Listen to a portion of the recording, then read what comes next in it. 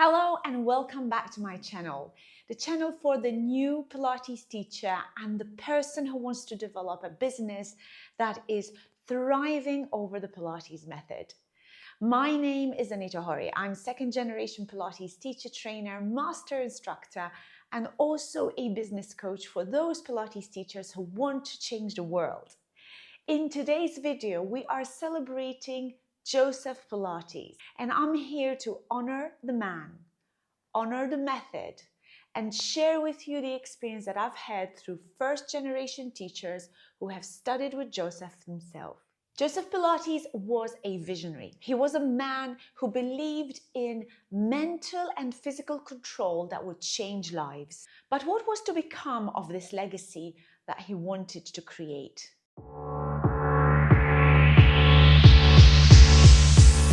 Let's find out a little bit more about who Joseph was and the legacy that he finally created and what has really happened to the true method that he wanted to change the world with.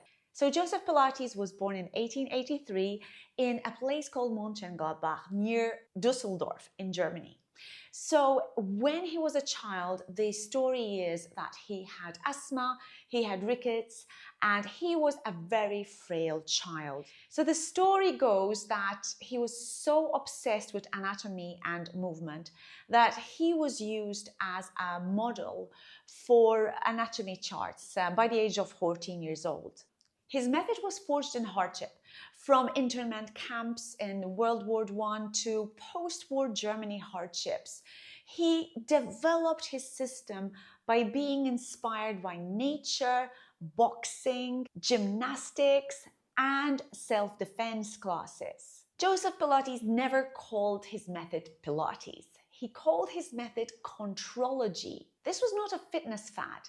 It was his life's work, a system to restore vitality, heal the body, and elevate the spirit. Joseph Pilates wrote two books, Return to Life Through Contrology and Your Health. These two books gave us an indication of what his key values were. And his values were a complete integration of mind, body, and spirit. He wanted discipline in the work, breath, flow, and control. He wanted a world where contrology was taught in schools, rehabilitation centers, and even homes. He truly believed that his method should prevent illness and create happier, healthier humans across the globe. Joe envisioned a world where everyone practiced contrology daily, where health was proactive, not reactive. Now, what happened to the method, unfortunately, has completely moved away from what his beliefs were and his values were for the system. Today's modern forms of what is called Pilates are completely lacking of the control, of the precision, and of the flow and the breath that Joseph Pilates had instilled in the contrology method. First generation teachers like Lolita San Miguel, Romana Krysanovska, Ron Fletcher, Jay Grimes, Kathleen Stanford Grant, Carola Trier, and very few other teachers kept true to the method. They continued their own legacies from what they learned from Joseph Pilates to teachers like myself and other colleagues who have studied with them and continue to this day to pass the legacy through to new generations to come. There have been many legal battles over Pilates, but perhaps the most prominent legal battle happened when there was a court case in the year 2000 and the Pilates name got declared as generic, meaning that anybody in the world could be doing Pilates, calling it Pilates like they would use the term yoga. During the term of the court case, there have been many trademark attempts over the name Pilates.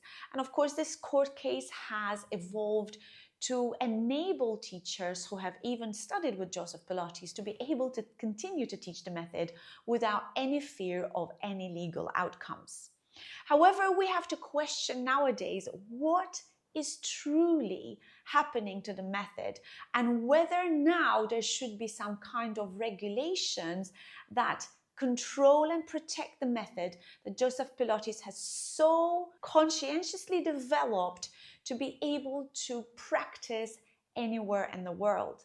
John Steele, a lawyer that worked for Joseph Pilates, has even claimed that Joseph Pilates was never trying to sell fitness. He was trying to change the world, and we let the marketing dilute all that. John goes on to add that what's marketed as Pilates today often bears little resemblance to the system that Joseph originally designed. Now, this poses a huge question to us teachers, and especially those of us who really want to continue working to the legacy of Joseph Pilates. What are we really teaching? What are we trying to uphold here? Are we really truly dedicating our time, dedicating ourselves in educating others on what truly is the Pilates method? What must we learn from Joe today? Here are a few tips that I would recommend that you as a Pilates teacher would uphold and continue to promote and practice, not just on Pilates Day, but through the rest of your Pilates career. I'd love you to be able to respect the fundamentals, work with precision, control, breath, and flow. Please stop prioritizing trends over truth. There's so much to be said about the original method, and there's still so much that we need to learn about what Joseph truly intended the method to be. Teach the system as a whole. Don't just teach the choreography. Don't just teach Pilates on the reformer. Don't teach Pilates on the mat. There is a system, and the system is there for a reason. That is what's going to transform the body. That is what's going to create the changes that your clients come to you for. Joseph Pilates had a mindset. It was not about just doing a particular exercise.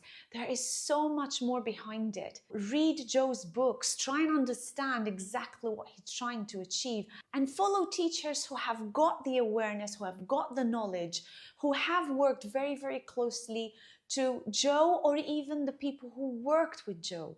This is really staying true to the method. Uphold the standards passed down from these first-generation teachers.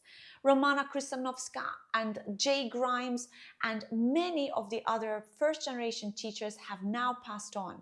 So it's now down to us, second-generation teachers, to continue the legacy. We owe it to him and to our students to preserve the method, to continue to work on the legacy that he created, to truly work on what works, what heals, and what lasts. So if you are watching this video coming close to Pilates Day, I'd love you to get back to the roots.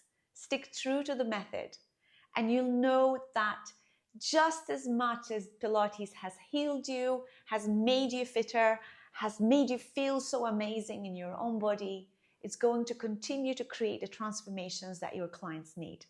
Happy Pilates Day, everyone.